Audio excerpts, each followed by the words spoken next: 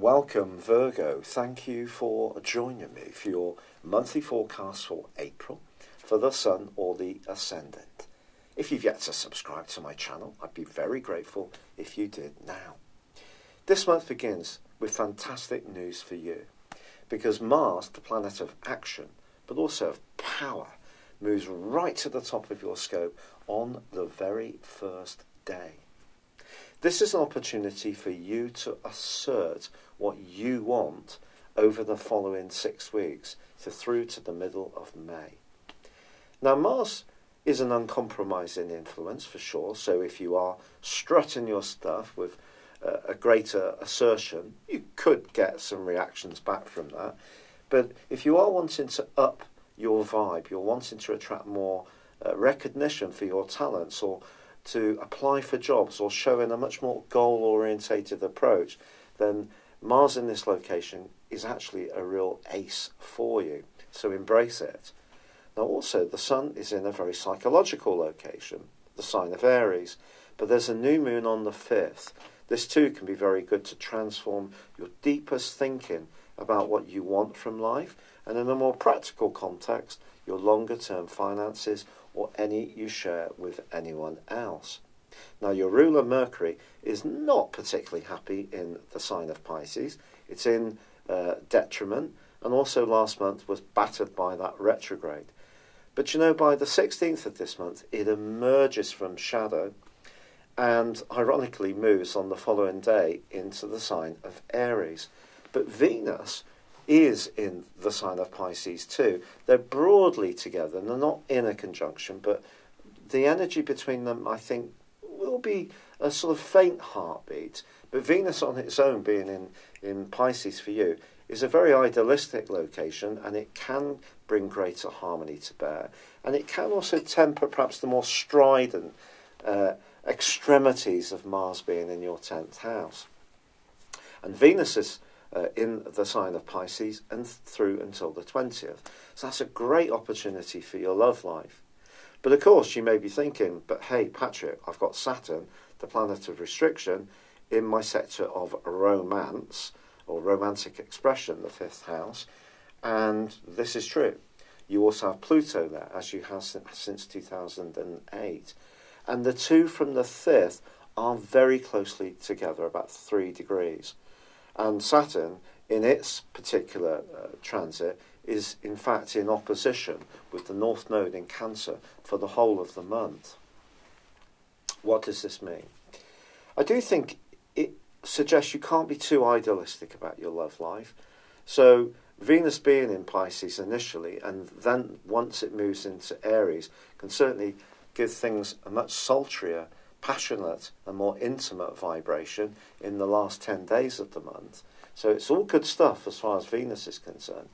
But Pluto is about transformation, Saturn's about structure, and if you are in a relationship where you're not getting the signals back, the affection back, the nurturing, the support, the encouragement, and Mars is making you a bit more narky about asserting that, then perhaps this will play out in this conjunction between Saturn and Pluto, and it could lead, in a very weak relationships case, to an ending. But remember, nothing in life ever leaves us that's not truly right for us. And there is also a square between Mercury and Jupiter, which occurs in week 2, which suggests, again, being realistic. Now, Jupiter does go into a retrograde on the 10th. This lasts for 4 months. It is influencing your home zone and your emotional interactions. Jupiter is about confidence, really. It's about growth. It's about a feeling that things can only get better.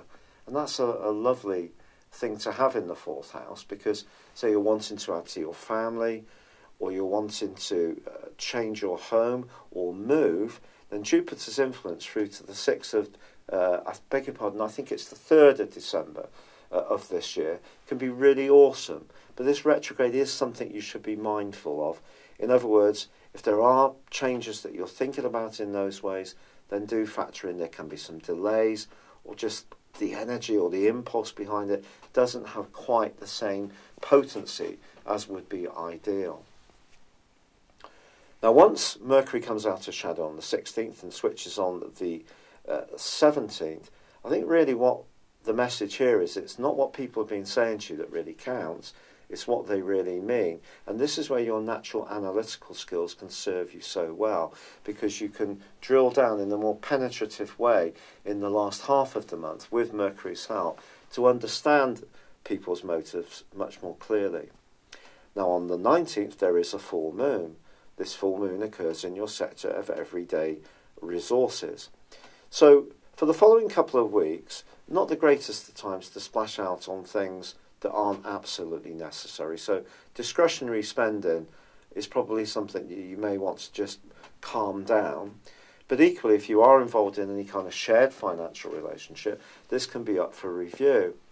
But I think once the Sun moves on the 20th into your sister Earth sign of Taurus, and then it almost immediately connects with Uranus, where it will be in a conjunction for 6 days, I think this is really going to be the tipping point for any involvement, whether it's a job, a friendship, a dodgy love affair that isn't really working. I think that conjunction between Mars and Uranus will give you the confidence, along with Mars's much more prominent location, to really try to break free. But because Mars squares up with Neptune in the last week, the person or the situation that you are trying to liberate yourself from, pardon me, I'm just about to scratch my nose, could try to cling on. And you might hear all sorts of mixed messages that won't necessarily be very clear, that could pull at your heartstrings. Go careful, because Mars squaring Neptune is it's deception par excellence. I mean, there is no more deceptive link than these two, because Mars is about our desire. So if your desire is for some kind of recognition, to be lauded, to be respected, and that's only right in any relationship, that's good. But if you're wanting to have any kind of power over someone, that's the less positive thing. And of course, we all have moments when we find being a human being really quite challenging, myself included. And that's when we can get het up and frustrated, annoyed, and sometimes articulate that frustration. So if you are speaking your truth towards the end of this month, which certainly the conjunction between the Sun and Uranus is going to encourage you to do, you do need to be sure that your facts are right. Also, Saturn goes into a retrograde on the last day of this month. That's lasted for 5.5 months. The second in its journey through the sign of Capricorn. There's 3 for each transit that Saturn goes through, I beg your pardon.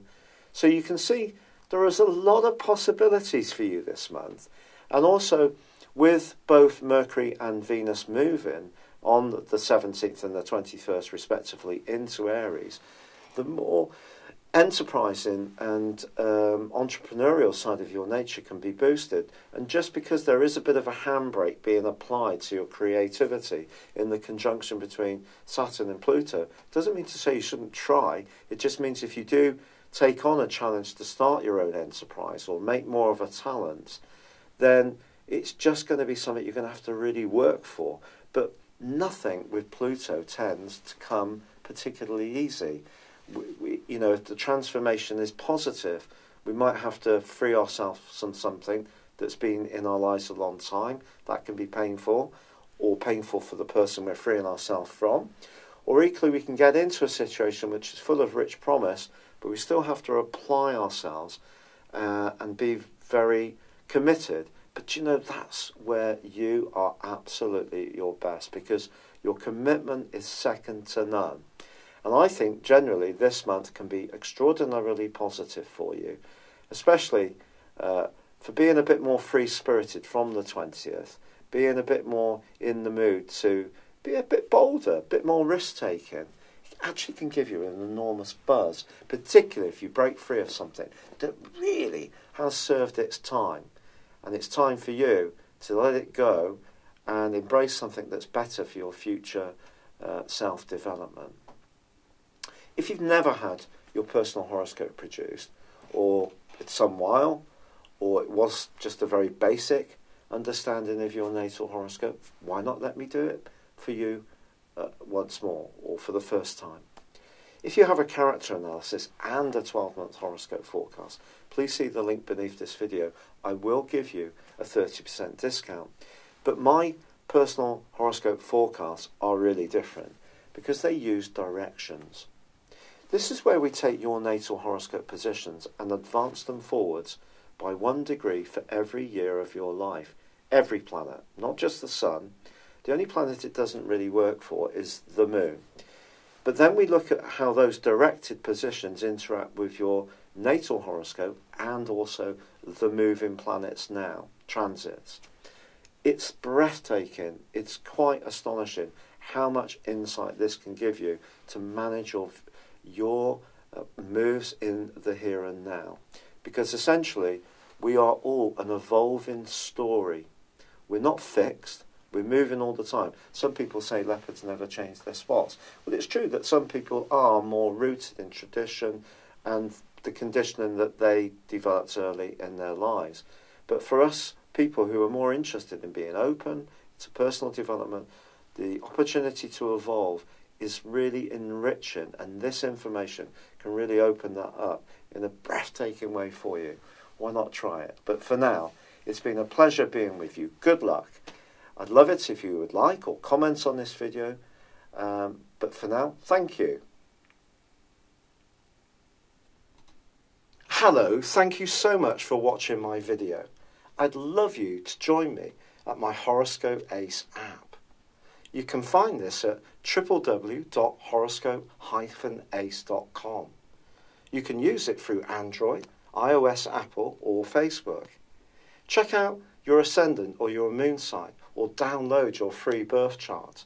There's all your favourite videos, plus there are daily, weekly, monthly and yearly horoscopes for general, love, Chinese and Indian astrology. If your passion is tarot, there's my brilliant 3-card money or love tarot readings too. And it's all there at www.horoscope-ace.com. Thank you.